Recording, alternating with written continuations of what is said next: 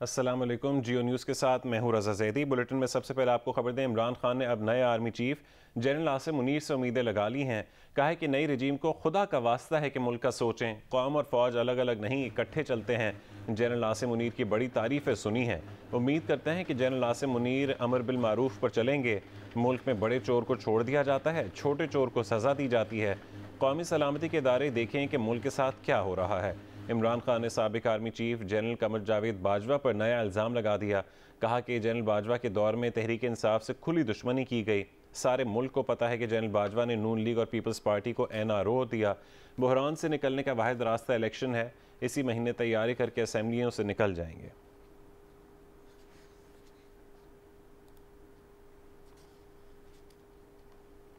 नया army chief आया है, इसको टाइम देना चाहिए। हमने इसकी बड़ी अच्छी चीज़ें सुनी हैं, जनरल आसिम की बड़ी तारीफ़ें सुनी हैं मैंने, हाफिज़ कुरान हैं, और मैं ये उम्मीद रखता हूँ कि ये अमर बिल मारूफ पे चलेंगे। हम तो इनसे उम्मीद लगा के बैठे हुए हैं। पहले तो एक रजीम थी जनरल बाजवा की, उसमें तो हमें समझ आ गई थी कि उन्होंने फ़ैसला क्या लिया था और खुली दुश्मनी हमारे साथ की थी उन्होंने। लेकिन अब तो बहुत ज़रूरी है कि जो नई रजीम आई है, इनको खुदा का वास्ता मुल्क का सोचें। इस वक्त ये हमारी पार्टी को नुकसान नहीं पहुंच रहा, और जो भी इस वक्त मुल्क का सोच रहा है वो ये नहीं चाहेगा कि हमारी सबसे बड़ी पार्टी और हमारी इस्टेब्लिशमेंट के अंदर इतना बड़ा फासला हो जाए जो कि जनरल बाजवा के दौर में था। मुझे खौफ आ रहा है कि जितनी देर अब ये गवर्नमेंट चलेगी, इस मुल्क का जो माशी बुरान है वो बढ़ता जाएगा। हमें कहा गया था ना जी सिलेक्टेड है, तो अब तो किसी में शक नहीं होना चाहिए ना कि कौन सिलेक्टेड है, जिसके साथ इन सब के साथ सारे मुल्क के जो भी इस मुल्क के पावर हाउसेस थे वो इनके साथ खड़े थे। नवाज शरीफ वहां बाहर बैठा हुआ है, उसने वो उल्टा लटक जाएगा, इलेक्शन नहीं करवाएगा, क्योंकि उसे पता है इलेक्शन में रिजल्ट इनसे बहुत बुरा होना है। मुल्क जा रहा है इस वक्त माशी तबाही की तरफ, और इसको निकालेगा सिर्फ इलेक्शन। तहरीक इंसाफ के चेयरमैन इमरान खान ने कहा है कि किसी को महंगाई की नहीं, उनकी घड़ी की पड़ी है।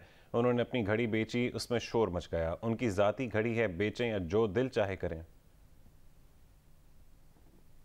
जो आज चुप करके बैठी हुई है, सन्नाटा छाया हुआ है, वहां बोल नहीं रहे, वो उनको इमरान खान की घड़ी की पड़ी हुई है। ये भी पहली दफा हुआ कि मैं अपनी घड़ी बेचूं, उसके ऊपर ही शोर मच गया है। मेरी जाती घड़ी है, मैं उसे बेचूं, मैं जो मर्जी करूं उसे, उसके ऊपर कोई बात नहीं कर रहा कि आज लोगों का जो माशी कत्ल हो रहा है। वज़ीर ख़ारजा बिलावल भुट्टो के इमरान खान पर वार। कहा कि सुनाए घड़ी चोर ने एक प्रेस कॉन्फ्रेंस की है। क्या घड़ी चोर ने खैबर पख्तूनख्वा और पंजाब की असम्बलियाँ तहलील कर दी हैं? यकीनन नहीं। बिलावल का कहना है कि इमरान खान ने अपने गैर आइनी इक़दामात के लिए पहले भी इदारों को अपनी टाइगर फोर्स बनाने की कोशिश की। इमरान खान की ये कोशिश पहले भी नाकाम हुई थी और आइंदा भी नाकाम होगी।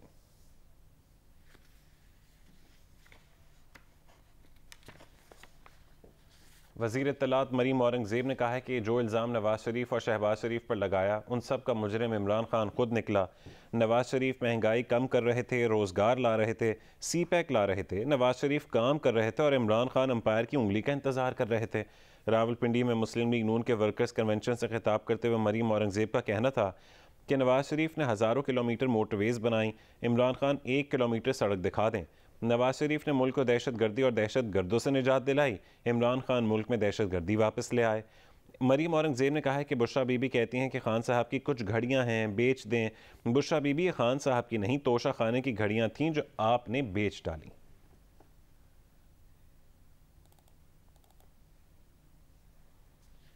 वफाकी वज़ीर शहरी रहमान ने कहा है कि इमरान खान अभी तक इदारों से मिन्नतें कर रहे हैं, उनके हक़ में मुदाखलत करें। ये अभी तक उम्मीद लगाए बैठे हैं कि इनको 2018 की तरह इक़्तिदार में लाया जाए। शहरी रहमान ने कहा कि वज़ीर आला पंजाब कहते हैं कि मार्च तक असम्बली तहलील नहीं होगी। खैबर पख्तूनख्वा वाले कहते हैं पहले पंजाब असम्बली तहलील करो। इमरान खान असम्बली तहलील करने को सियासी धमकी के तौर पर इस्तेमाल करना चाहते हैं। हुकूमत इमरान खान की किसी धमकी में नहीं आएगी। शहरी रहमान ने कहा कि अगर इंतखाबी फ्रेमवर्क पर बात करना चाहते हैं तो मुस्बत यू टर्न लें और असम्बली में आएँ। इमरान खान हुकूमत में होते तो मुल्क डिफ़ॉल्ट कर चुका होता।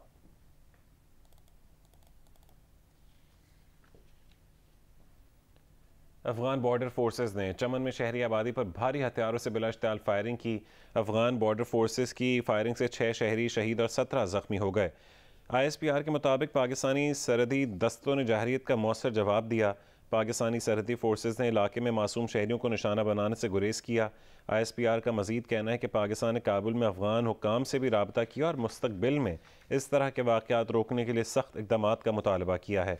दूसरी जानिब डिप्टी कमिश्नर चमन हमीद ज़हरी का कहना है कि आज से बाब दोस्ती हर किस्म की दो तरफ़ा तजारत के लिए खुला रहेगा। बाब दोस्ती से दो तरफ़ा पैदल आमदोरफ्त भी बहाल होगी। बाब दोस्ती के दोनों जानिब फंसे तमाम शहरियों को आने जाने की इजाज़त दे दी गई है। PTI के रहनुमा असद उमर ने कहा है कि असम्बलियाँ तहलील करने के मामले पर पार्टी में इख्तिलाफ राय मौजूद है। कुछ लोग असम्बलियाँ फौरी तहलील करने के हक़ में हैं और कुछ कहते हैं कि अभी असम्बलियाँ तहलील नहीं करनी चाहिए, 2 से 3 महीने का वक्त मिलना चाहिए। मुस्लिम लीग नून के रहनुमा अयाज सादिक का कहना है कि साबिक चेयरमैन नायब जावेद इकबाल ने चेयरमैन मिसिंग पर्सनस कमेटी के ओहदे से ना हटाने के लिए मिन्नतें की। जियो न्यूज़ के प्रोग्राम जिरगा में गुफ्तगू करते हुए उन्होंने कहा कि जावेद इकबाल को फौरी तौर पर ओहदे से हटाना चाहिए और कटहरे में खड़ा करना चाहिए। PDM में परवेज़ इलाही की मुमकिना वापसी पर उन्होंने कहा कि उसका हातमी फैसला इत्तेहादी जमातों के सरबराहान मुशावरत से करेंगे। लॉ मिनिस्ट्री का चार्ज मुझे मिला तो मैंने पहला सवाल किया कि यार वो जावेद इकबाल साहब को तो हटाओ। कहते हैं वो तो मिन्नतें कर रहे हैं यार और महीना रहने दो, 2 महीने में रिटायर हो रहा हूँ। इंसान की इज्जत भी तो है ना, इज्जत नफ्स भी तो कोई चीज़ होती है, खुद छोड़ के चले जाना चाहिए था। और इनको कल के बजाय आज निकालना चाहिए, निकाल के कटहरे में खड़ा करना चाहिए। एक उनके बड़े आपके साथ बैठे हैं चौधरी शुजात साहब, तो अगर वो पुराने पैकेज पे वापस आना चाहें तो मुस्लिम लीग नून उनको कबूल करने को तैयार है। अगर वो बड़े उनके कहें चौधरी शुजात साहब तो वो आ जाएं, तो ये सब बैठ के ही फैसला कर सकते हैं, अकेला तो कोई फैसला नहीं है कर सकता। बलूचिस्तान में ज़िला पशीन, लसबेला और हब में बल्दियाती इंतखाबात के बाद नताइज की आमद का सिलसिला जारी है। पशीन की म्यूनसिपल कमेटी हुरमज़ई में जमीयतुल उलमा इस्लाम फ़े ने मैदान मार लिया है। 14 में से 7 नशस्तें जीत कर सादा अक्सरियत हासिल कर ली। अवामी नेशनल पार्टी और पख्तूनख्वा मैप की 3-3 नशस्तें हैं। म्यूनसिपल कमेटी ओथल की तमाम 16 नशस्तें आज़ाद उम्मीदवार जीत गए। म्यूनसिपल कमेटी दुरेजी की तमाम 6 नशस्तों पर भी आज़ाद उम्मीदवार कामयाब हुए।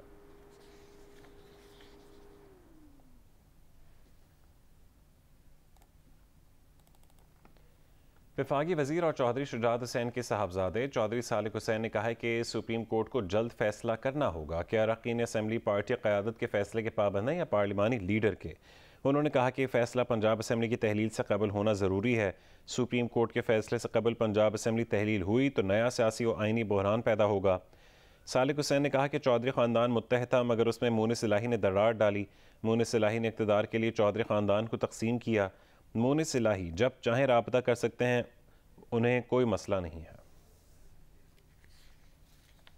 जो हालात और जो उस दिन के वाक़यात थे उसके मुताबिक जब वो जा रहे थे बनी गाला, तो चौधरी शुजात साहब भी वहाँ पे मौजूद थे, मैं भी वहीं पे मौजूद था। अगर मुझे नहीं तो come as come being a party head Chaudhry Shujaat sahab को ज़रूर उनको बताना चाहिए था कि ऐसी कोई गुफ्तगू हुई है उनकी जन्मबाजी से, लेकिन ऐसी कोई बात उन्होंने बताई नहीं।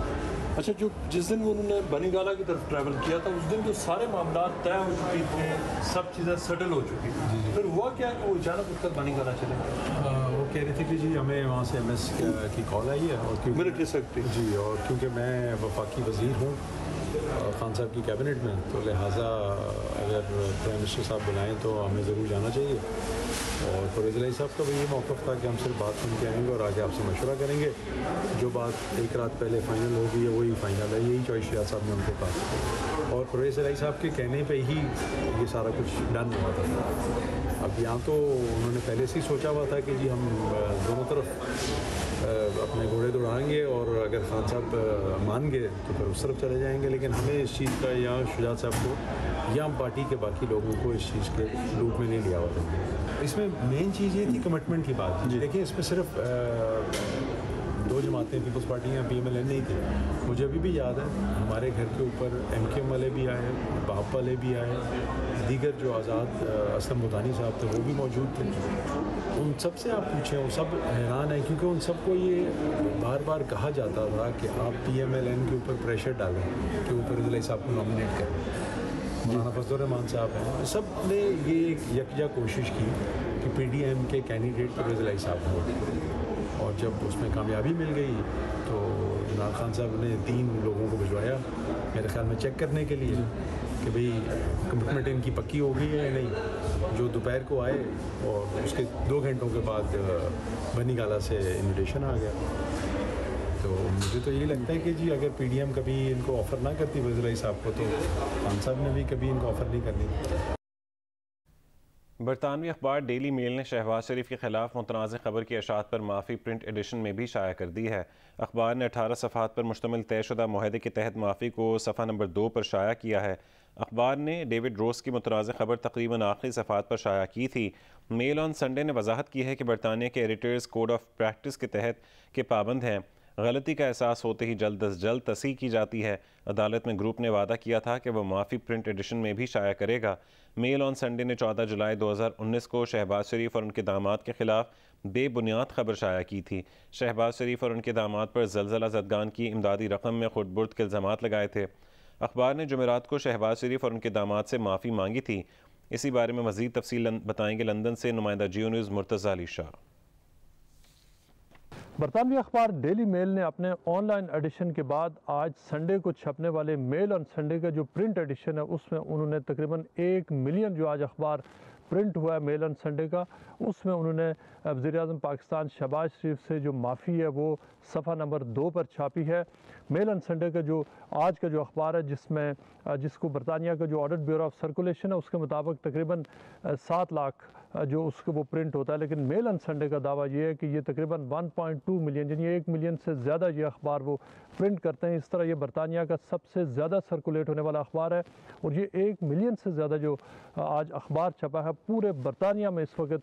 उसमें जो मेल अखबार ने जो माफ़ी मांगी है शहबाज शरीफ से वो इस वक्त मुख्तलिफ न्यूज़ स्टैंड्स पर मौजूद है, जिसमें सफ़ा नंबर 2 के ऊपर जो करेक्शंस हैं और जो अपॉलॉजी की जो लिए ख़ास एक बॉक्स है जहाँ पर ये अपॉलॉजी पब्लिश की गई है। जो डेविड रोज़ का ओरिजिनल आर्टिकल छपा था वो मेल ऑन संडे में ही छपा था। जो डेविड रोज़ उस वक्त रिपोर्टिंग कर रहे थे वो मेल ऑन संडे के लिए कर रहे थे और उस आर्टिकल को जो मेल ऑनलाइन है और डेली मेल है उन्होंने भी छापा था। इससे पहले मेल ऑनलाइन और जो डेली मेल है वो इस अपॉलॉजी को ऑनलाइन प्रिंट कर चुके हैं, लेकिन जो 19 पेजेस का जो कॉन्ट्रैक्ट है शहबाज शरीफ और अली इमरान यूसुफ और डेली मेल के दरमियान उसमें वाज़े तौर पर जिसकी कॉपी हमारे पास मौजूद है उसमें हम पहले भी रिपोर्ट कर चुके हैं कि ये लिखा था।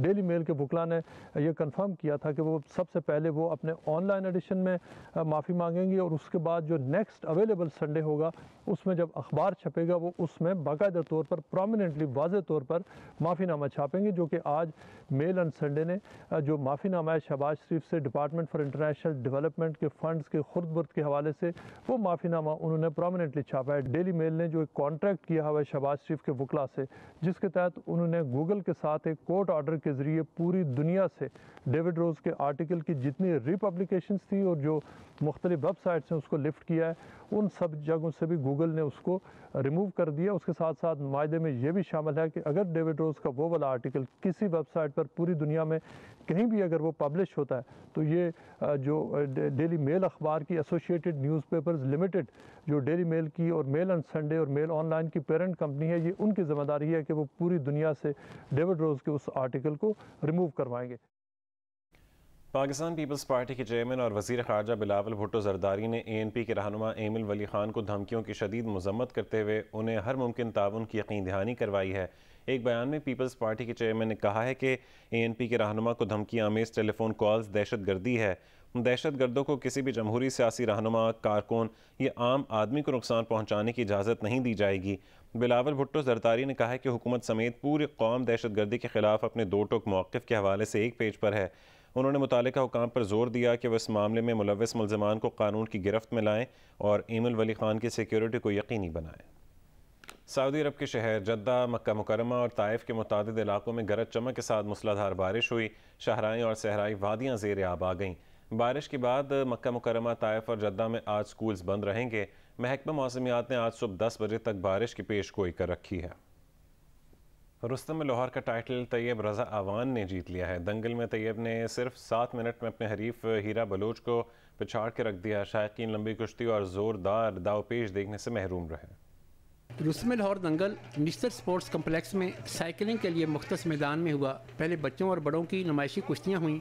इस दौरान नदीम पहलवान नामी शख्स को स्टेज पर बैठाने पर धक्कम पेल और मुक्काबाजी भी हुई। फाइनल मुकाबले में कॉमनवेल्थ गेम्स के कांसी का तमगा जीतने वाले मजबूत और कसरती जिस्म के मालिक तैयब रजा अवान ने अपने हरीफ पहलवान को सिर्फ 7 मिनट में चारों शाने चित कर दिया और उसे खुलकर वार करने का मौका न दिया।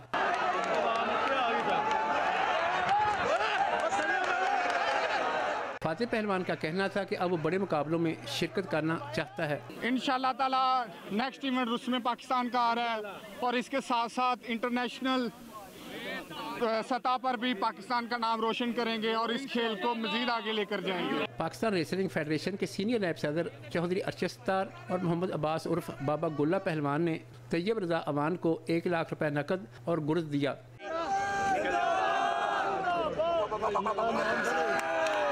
जर्मन जोड़ा भी कुश्ती के मुकाबले देखने आया। 1 से ज़ायद बार तमाशाइयों के अखाड़े में घुसने पर दंगल मुलतवी करने की वार्निंग भी दी गई। कैमरामैन सफदर अली के साथ इरफान नज़ीर, जियो न्यूज़, लाहौर। आगे बढ़ते हैं। इटली के दारुल हुकूमत रोम में एक शख्स ने फायरिंग करके 3 खवातीन को हलाक कर दिया है। फायरिंग से 4 दीगर अफराद भी जख्मी हुए। पुलिस का कहना है कि फायरिंग का वाक़या मुमकिन तौर पर रिहाइश के तनाज़े पर पेश आया। 57 बरस के हमलावर क्लॉडियो कैंपी को गिरफ्तार कर लिया गया है। सीनियर सहाफ़ी, ब्रॉडकास्टर और अदीब अबू अल हसन नगमी अमरीका में इंतकाल कर गए। उनकी उम्र 92 बरस थी। वो 50 बरस से अमरीका में मुकीम थे। अबू अल हसन नगमी मंटो के दोस्त और करीबी साथी थे। मुतादिद किताबें भी लिखीं। अमरीका में बनाई गई तंजीम सोसाइटी ऑफ उर्दू लिटरेचर के रूह रवां थे। अबू अल हसन नगमी रेडियो पाकिस्तान के साथ मुंसलिक रहे। आओ बच्चों सुनो कहानी उनका कामयाब और मारूफ तरीन प्रोग्राम रहा। अबू अल हसन नगमी की नमाज जनाजा मंगल की दोपहर 1 बजे दारुल हुदा स्प्रिंगफील्ड वर्जीनिया में अदा की जाएगी।